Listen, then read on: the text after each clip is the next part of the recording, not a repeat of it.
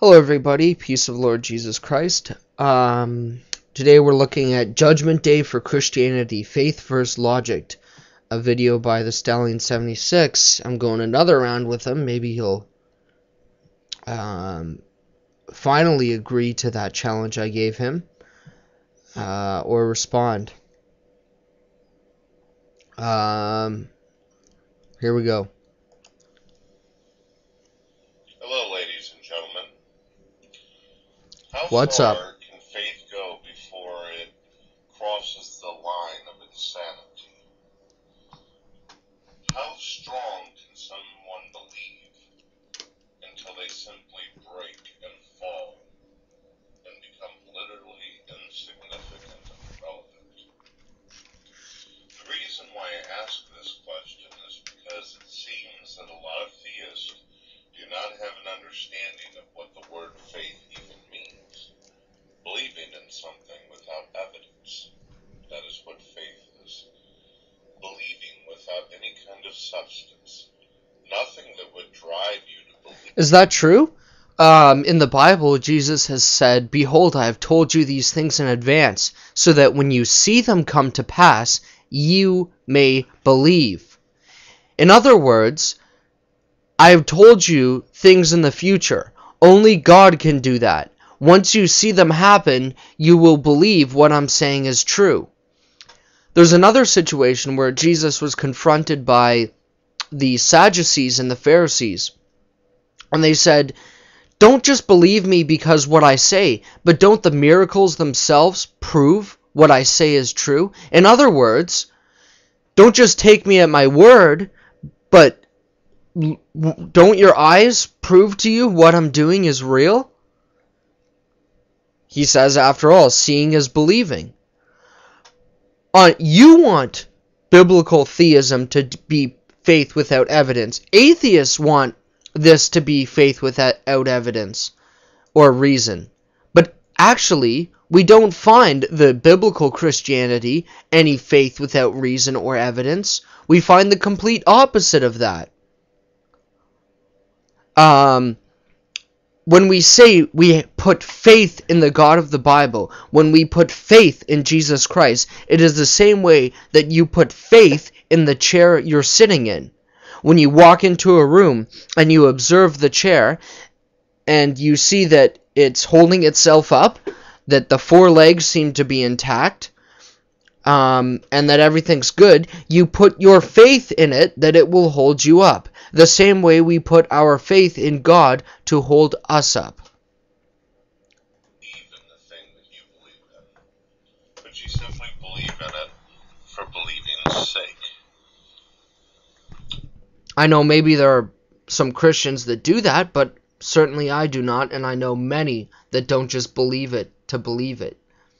I have spent countless hours, years studying Islam, years studying Buddhism, and years studying Hinduism. I have come to the conclusion that Jesus Christ is the truth. They don't seem to understand nor comprehend what the word truth or knowledge or understanding is. From time to time you will hear, "It's the truth because I believe it's the truth." No, truth is quite simply things as it is.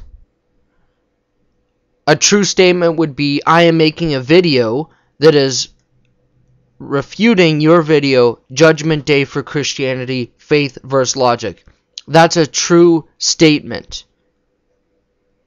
A statement like, I'm playing a video game right now, is a lie.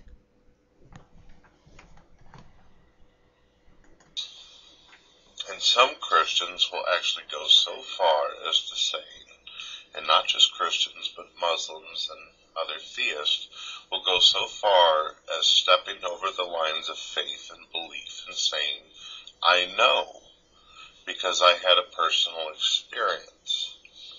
And their personal experience usually has something to do with something positive happened to them naturally in the world. They've just chosen to give the credit to this invisible force that no one else hears. No. First off, I can give you thousands of testimonies of people where it cannot be explained naturally. This is why we call it a miracle, because it is not a naturally occurring thing. Secondly, I don't agree with all of the Christian claims of miracles. I don't think that Mary is in a cheese sandwich or whatever happened with that, or that a statue was crying. The statue of Mary was crying. I'm very skeptical about that. I'm very skeptical about Protestant claims. I need to look into them. I myself have had some claims where I thought I was delusional, where I thought because I was just stepping into my Christian faith that this was something that I just made up. But looking further into it, it was God ordained. Such like a Islamic claim I would have to, or a Muslim claim to a supernatural event, I would look into it as well. We don't just accept all of the claims as you're saying to be true. And the fact that many people do have claims of religious religious experiences does not make one false one unvalidate all of the true ones. If I can give you an example of that, let us say we have 10 clear bottles. All of them are labeled H2O, but one has poison in it, another vodka, another water, and then the rest poison or rubbing alcohol or just something that's not water, but it's clear and it looks like water. The fact that all of those are lies, does that make the one that is labeled H2O a lie? Well, of course not. No one else sees. What's that? Credit to this invisible force that no one else hears, no one else sees. Well, see, the thing is, if our book claimed that you could see God, then you would make a point. But the fact that our faith, our trust in God, entails that He relatively makes Himself hidden. Now, there are a few schools of thought behind that. One could be, He makes Himself hidden so that to allow free choice. Because if He's always there, we're always going to make the right decision. But rather, He wants us to make it on our own, so that we naturally come to Him and love Him, so that we naturally do right, rather than Him just beating us up every time we do something wrong. And then it's funny how when we look at situations when mankind was developing its civilization, where God did kind of nudge in and help them and command His people to go and wipe out evil people, you find a problem with that.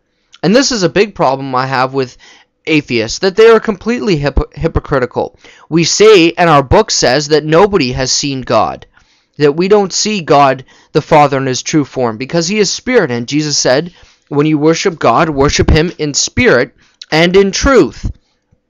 And that He is the unseen creator. If we could see Him, He would be the creator He would be a created thing and not the creator. But we did see Him. He took on flesh. He indwelled the person of Jesus Christ. But you don't want to believe His message. Sorry. You don't want to believe His message. And so, either way, you're not going to agree, and you're going to be a hypocrite about the answers we give, and that you're not going to accept some, and others you're going to accept only when it goes against what you want.